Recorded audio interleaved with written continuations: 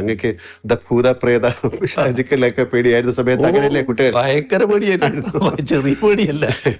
അപ്പൊ ഇതെല്ലാം കേട്ട് കഴിഞ്ഞ് അങ്ങക്ക് ഒരു ആന്തരികമായ ഒരു ആത്മീയ വശം ഉണ്ടായിട്ടുണ്ടോ? ഈ നേരത്തെ പറഞ്ഞു, എന്നാലും ഒരു സന്യാസം എന്ന് പറഞ്ഞ പോലെ അങ്ങക്ക് ഒരു ആന്തരികമായ ഒരു ആത്മീയ വശമുണ്ടെന്ന് വളരെ വിശ്വസിക്കുന്ന ഒരാളാണ് ഞാൻ. അതായത് ഇതിനെപ്പറ്റി പറയാറ് സാധാരണ നിസ്സാരമായുള്ള സംസാര സാഗരം എന്നാണ്.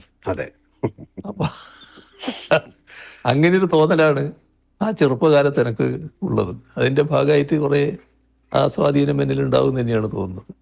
പക്ഷെ ഭൂതപ്രേത പിശാചുക്കളെ പറ്റി ഭയങ്കര വിശ്വാസമായിരുന്നു. ആ സമയത്ത് ലൈറ്റോ അങ്ങനെയൊന്നും അധികം ലൈറ്റ് ഇല്ലല്ലോ.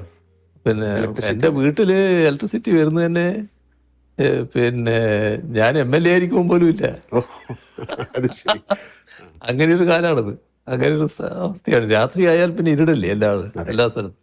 അപ്പൊ എവിടെയും ഏത് ഭൂതവും പ്രേതവും പ്രത്യക്ഷപ്പെടാം. അതൊക്കെ പിന്നെ ഒരു ചെറിയ സമയം കഴിഞ്ഞപ്പോൾ നമ്മൾ വളരുകയല്ലേ, അതനുസരിച്ച് മാനസിക വളർച്ചയും വരികയല്ലേ. അത് പിന്നെ ഞാൻ തന്നെ മാറ്റിയെടുത്തതാണ് ബോധപൂർവ്വം.